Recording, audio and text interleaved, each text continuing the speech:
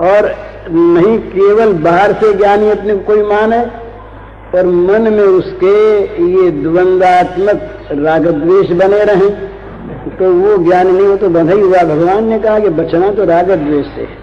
इंद्रिय सेन्द्रियस्यार्थे रागद्वेषो व्यवस्थितौ तयोर्न वशमागच्छेत् तौ यस्य परिपन्थिनौ। ये रागद्वेष रूपी जो चोर हैं ये निरंतर बसे रहते हैं सब विषयों में।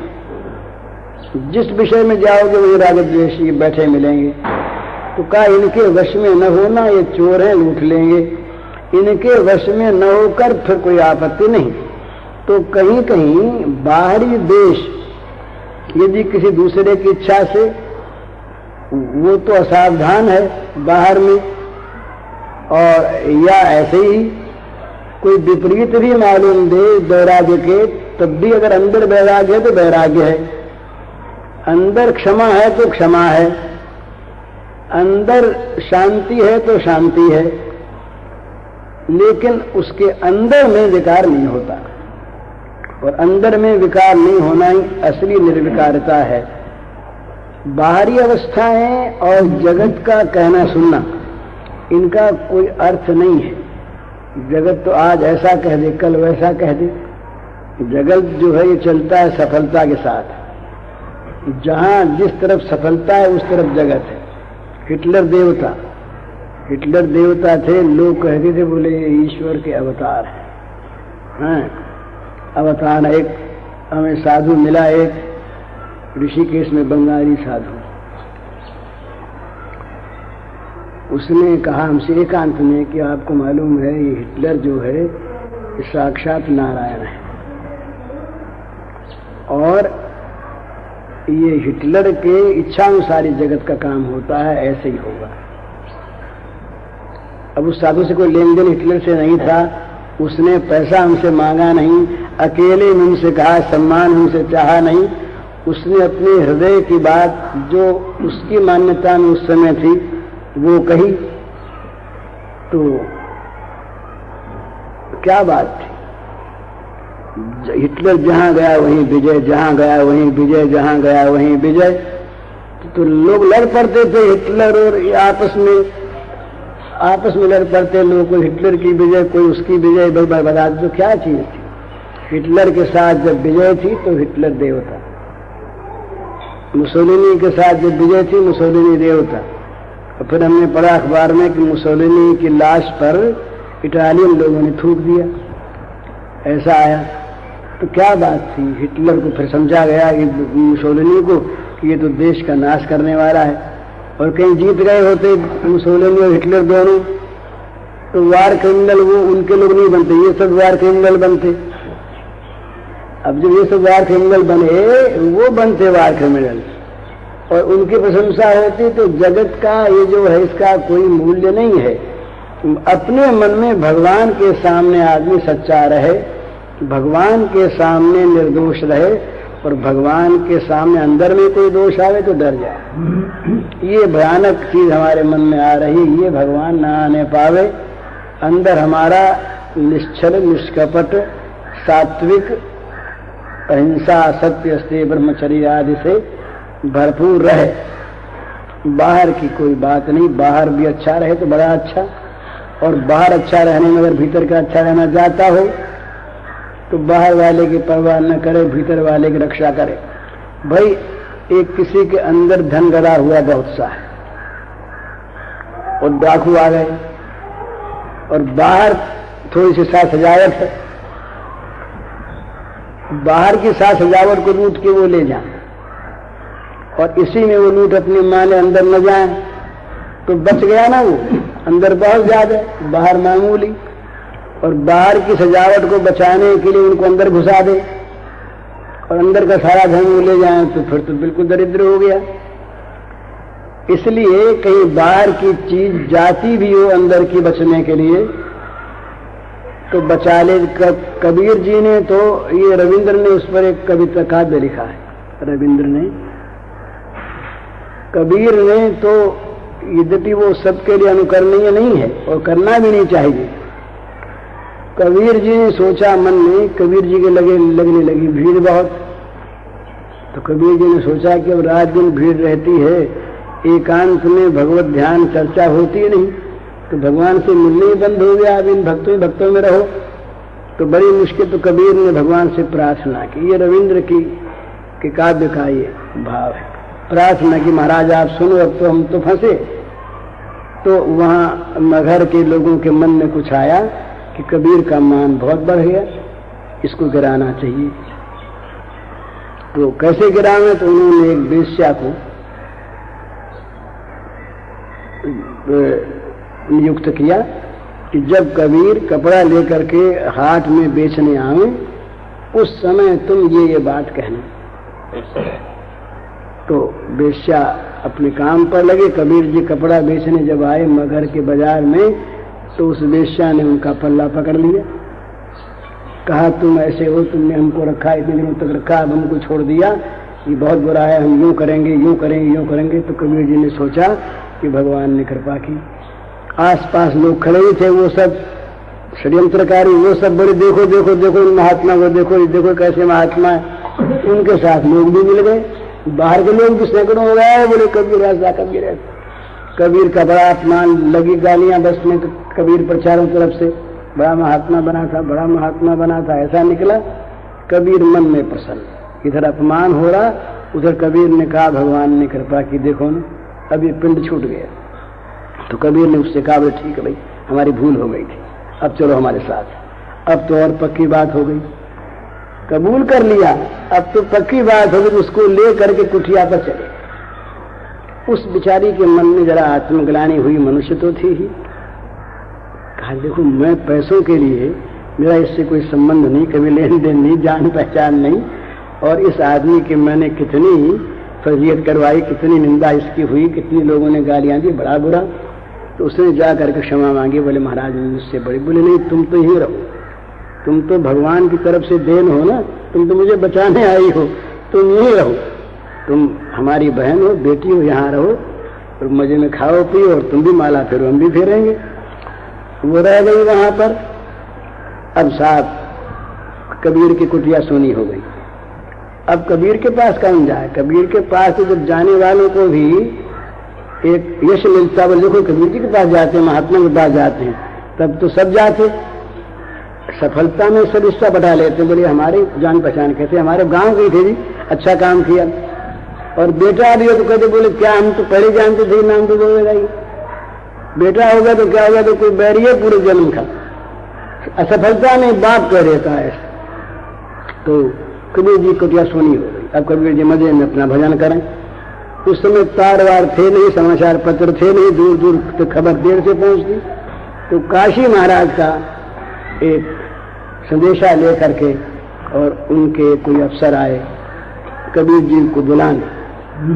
तो कबीर जी ने सोचा कि अभी तो कुछ आफत बची है। तो कबीर जी ने कहा भाई हम तो, हमारे तो ये देखो ये स्त्री है, इसको साथ ले जाएंगे और हमको तुम मत ले चलो, अब वहां पर हमारी निंदा होगी। और वो तो उसने कहा महाराज आप साथ चले चलो, चाहे साथ ले चलो, नहीं हम पर नाराज होंगे, क्या अच्छी बात। कबीर जी उसको साथ ले करके काशी पहुंचे। या अब जो कबीर जी अकेले आते तो सब लोग पांव पड़ते, देखा स्त्री साथ है तो लोग हटने लगे कबीर जी से, रास्ते में भी हटने लगे। और लोगों ने आगे राजा से कहा, बोले आज तो कबीर जी का रंग बदल गया, उनके साथ एक वेश्या है, वेश्या को लिए आ रहे हैं। तो राजा ने भी कहा तब फिर इसको नहीं बुलाना है। तो कबीर जब अंदर घुसने लगे, राजा ने दूर से यूं कह दिया बाहर निकाल दो। राज दरबार में से निकाल दिए गए, बाहर निकाल दिए गए। अब कबीर जी बड़े खुश, और गांव सब ताली पीट रहे। काशी के लोग, ये कबीर देखो, ये कबीर जा रहा है, इस कबीर को, ये कबीर बड़ा महात्मा था, ऐसा बन गया। अब गांव में सारा अपमान हो, सारे बनारस में, और कबीर जी प्रसन्न मन ही मन। एकांत में से आए तो फिर उस बिचारी स्त्री ने कबीर के पैरों पर क्षमा मांगी। बोले महाराज देखो ना, कितनी कितनी फजीयत आपकी मैं करवाती हूँ, वहां अब राज दरबार में फजीयत, यहाँ शहर में फजीयत, जहाँ जाते आपका सम्मान होता। उन्होंने कहा कि बस तुमने हमको बचाया है, तुम भगवान की देन हो। तो इस प्रकार वो कबीर फिर उनको साथ ले गए। ऐसा रविंद्र के काव्य में है। तो कभी कभी महात्मा लोग ऐसा भी चाहा करते हैं कि जिससे भीड़ भाड़ कम हो जाए उनकी, और अपना जो आभ्यंतरिक धन है उसकी रक्षा हो सके, नहीं तो वो लोग उसको लूटने लगते हैं। और जहाँ मान सम्मान की वासना मन में आ गई, जहाँ बड़ाई कहीं प्यारी लगने लगी, जहाँ प्रशंसा में मन रमा, वहाँ साधन छूटा, भगवान भागे। तो अपने अंतर के धन की रक्षा किसी भी मूल्य पर करनी चाहिए। बाहर का स्वरूप ठीक रहे तो बड़ा अच्छा, पर बाहर का स्वरूप अगर अच्छा न भी रहे, वो जब महात्मा रहे वो सिलहट के, वो नवद्वीप आए, तो वो जरा बाहर से बाबू भाई रहते थे। तो चैतन्य महाप्रभु ने अपने परिकरों से कहा कि जाओ, हम महात्मा आए, दर्शन करिए, हम मुझे ठहरे हैं। तो गए वहां पर, देखा तो वहां तो कोई महात्मा दिखा नहीं। महात्मा तो जिसके कंठी बंठी हो, तिलक हो, जटा हो या मुंडित हो या कोई वेश हो, तब महात्मा नहीं महात्मा का है। वो देखा, वो लौट आए, बोले वहां तो कोई महाराज महात्मा है नहीं, एक बाबू बैठा है। अरे बोले वही महात्मा है। तो कहा वो कैसा महात्मा? बोले अच्छा तुम जाओ, ये भागवत के श्लोक सुनाओ उसको, उसके सामने श्लोक जा करके पढ़ो तब पता लगेगा। तो जाके श्लोक पढ़ने लगे। अब वो बाबू करे तो भूल गए, उनको आवेश प्रेमावेश होने लगा। प्रेमावेश में मूर्छित होकर नीचे कीचड़ था, कीचड़ में गिर पड़े और बेहोश हो गए। तब लोगों ने समझा, बोले भाई ये बाबू तो नहीं है, कुछ और हैं। तो इस प्रकार कई लोग बाहर के वेश को छिपाए हुए रखते हैं। तो कहने का मतलब सारे का यही है कि बाहर से कोई खास मतलब नहीं है, भगवान के सामने सच्चा रहे, अंतर का धन उसका ठीक बना रहे। तो अंतर का धन बना रहेगा कब ठीक? जब अंतर में कामना, ममता इत्यादि न रहकर, विषयों का प्राप्त करना जीवन का ध्येय न रहकर, भोग दृष्टि जीवन में न रहकर, जब भगवान जीवन के लक्ष्य होंगे, तब ये अंतर में धन आवेगा और अंतर का धन बना भी रहेगा। नहीं तो बस ये उम्र तो बीती जा ही रही है, और उम्र के दिन पूरे हुए कि फिर वो पारसमणि की तरह से ये जीवन हमारा जो मनुष्य का है ये छीन लिया जाएगा। तो जब तक मनुष्य जीवन है तब तक सबसे पहला काम करने का है वही जो इसी जीवन में होना हो कि नहीं होना है, वो काम है भगवान में लग जाना। लड़कपन से ही प्रहलाद ने कहा कि लड़कपन से लग जाना चाहिए, कुमार अवस्था से लग जाए इसमें, तब आगे जाके और परिपक्वता आती है। और जितनी सरलता होती है ना, उतनी भगवान की कृपा अधिक विकसित होती है। जहाँ तर्क है, जहाँ बुद्धिमत्ता है, जहाँ पद पर परीक्षा करने की भावना है, वहाँ कृपा हटती जाती है। कृपा का मूल विश्वास है। भगवान की कृपा पर विश्वास हो तो अनंत कृपा, और भगवान की कृपा पर विश्वास न हो तो कृपा होते हुए भी कृपा का अनादर। तो विश्वास सरलता में होता है। तो राक्षसों के बच्चे तो प्रहलाद की बात मान गए सब, राक्षसों ने नहीं मानी, एक बच्चों ने, सबने मानी, तभी तो बात उठी कि तो बच्चों को बिगाड़ रहा है, अपने तो बिगड़ा हुआ ही सारे बच्चों को बिगाड़ रहा है ये प्रहलाद। इनमें ये भगवान विष्णु की महिमा फैला रहा है। तो इस तरह से अपने मन को ठीक रखे। तो मन को ठीक रखने का प्रधान है अपने जीवन का उद्देश्य पहले ठीक कर ले कि हमारे जीवन का उद्देश्य भगवत प्राप्ति है, भोग प्राप्ति नहीं। भोग प्राप्त हो तो उनकी सेवा के लिए भले ही रहें, भगवान का स्थान अधिकार करके भोग रहें तो उन भोगों की आवश्यकता नहीं, वो भोग न रहें। इस प्रकार अपने जीवन में अपने आप को स्थिर कर ले। दुनिया प्रशंसा करे तो भूले नहीं, महात्मा कहे दुनिया, संत कहे दुनिया, बड़ा आदमी कहे दुनिया, अच्छा आदमी कहे दुनिया, और ये बड़े आदमी, अच्छे आदमी, महात्मा नाम में अगर भूल जाए और ये कहलाने की प्रवृत्ति रह जाए तो अंदर की चीज चली जाएगी। और दुनिया अगर बुरा कहे, अपमान करे, गाली दे, उसमें अगर भूल जाए तो उनसे द्वेष हो जाएगा, अंदर की चीज चली जाएगी। इसलिए न हर किसी की प्रशंसा करने में फूले, न गाली में भूले, वो अपना निरंतर अपने लक्ष्य की ओर लगा रहे और ये देखे कि बस अपने तो रास्ते चलना है। रास्ते में कहीं लड़ लिए तो फंसे और कहीं हर्ष में आकर किसी चीज को देखने सुनने लगे तो फंसे। न उधर देखे न उधर देखे, अपना सीधे रास्ते चुपचाप चला जाए, अपने आप ही रास्ता उसको मिलता चला जाएगा। रास्ते के विघ्न जो हैं ये जब उनकी परवाह होती तब तो रहते ज्यादा है, और उनको लक्ष्य नहीं देता आदमी तो वो अपने आप एक बार आके मंडराते हैं फिर हट जाते हैं। आनंद के ये हर्ष की चीजें भी और ये अमर्ष की चीजें भी दोनों ही मान करने आते, कोई मान न ले तो वो बेचारे अपना भर जाएंगे कि ये तो मनहूस आदमी, इसका क्या मान करेंगे, मूर्ख है। और इसी प्रकार जो अपमान करने वाले वो भी हट जाएंगे। उनकी परवाह में अगर लगा आदमी, धन आने में और धन के न होने की चिंता में लगा आदमी, इंद्रियों के भोगों के प्राप्त करने और न प्राप्त करने के हर्ष अमर्ष में लगा आदमी, तो बीच में रह जाएगा। इसलिए अपना सीधे रास्ते चलता चला जाए, दोनों तरफ झांके नहीं, देखे नहीं, जो होना हो उसे होने दे और अपने रास्ते पर ठीक रहे, लक्ष्य को ठीक रखे और ये निश्चय कर ले मन में कि इस जीवन का उद्देश्य भोग प्राप्ति है ही नहीं। इसलिए भोग प्राप्ति का जीवन जो है वो मानव जीवन से उतरा हुआ जीवन है। यही तनु कर फल विषय न भाई, स्वर्ग स्वल्प अंत ही दुखदाई। इस प्रकार मन में निश्चय करके अपने लक्ष्य पर स्थिर रहे और मार्ग पर आरूढ़ रहे, तब मनुष्य जीवन की सार्थकता हो जाती है। नवल ब्रजराज को हे लाल ठाढ़ो सखी,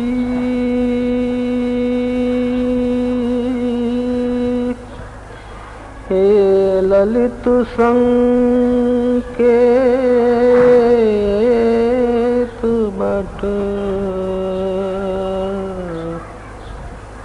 निकट सो है,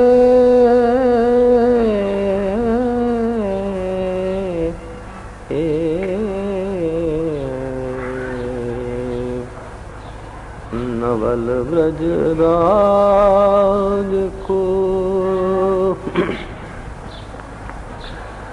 देख री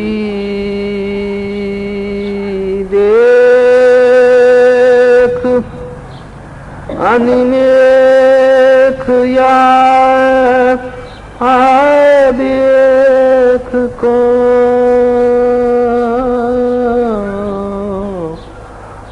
देख री देख देख अनिमेख या आवेख को मुकुट की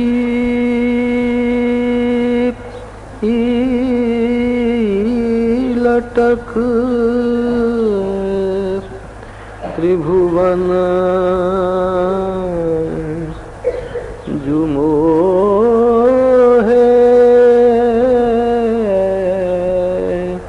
हे मुकुट की लटक हे त्रिभुवन मोहे,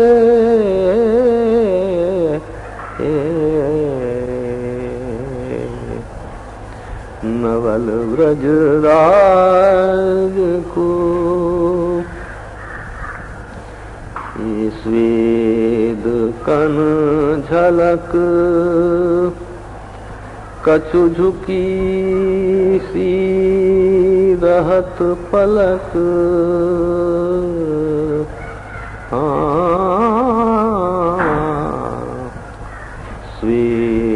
कन झलक कछु झुकी सी रहत फलक। प्रेम की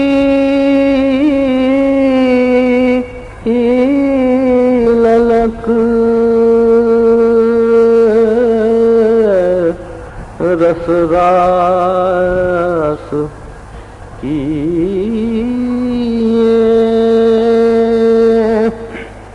ये प्रेम की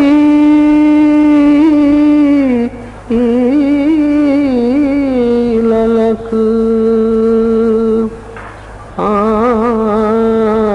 रस रास की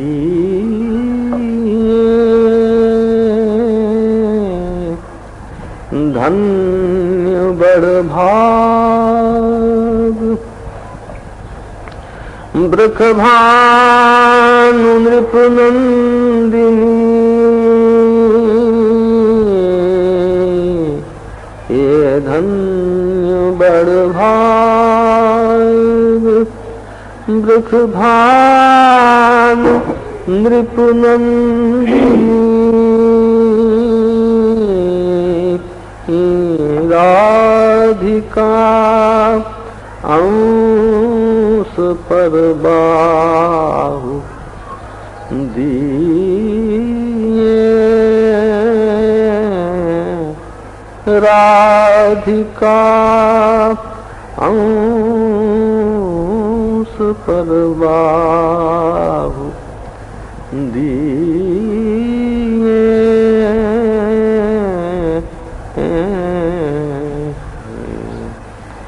नवल ब्रजराज को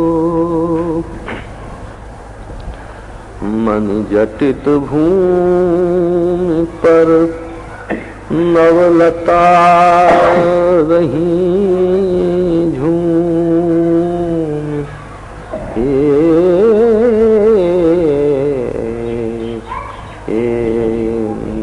मन जटित भूमि पर नवलता रही झूम। कुंज छवि पुंज बरनी न जाई। हे कुंज छवि पुंज बरनी न जाई।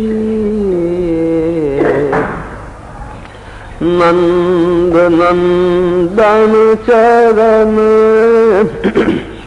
ये परस हित जानो।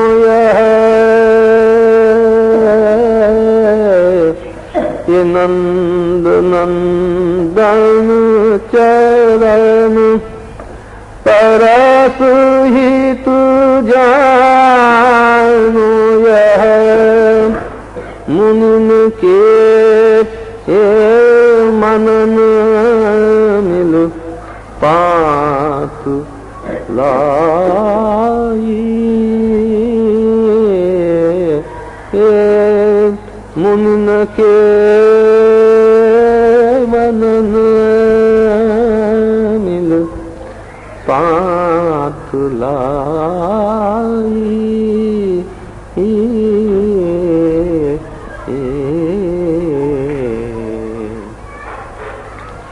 नवल ब्रजराज को परम अद्भुत रूप सकल सुख भूप यह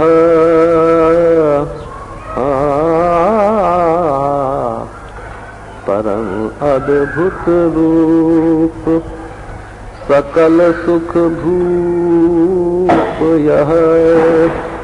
ये मदन मोहन बिना कछु उन भावे। ये मदन मोहन बिना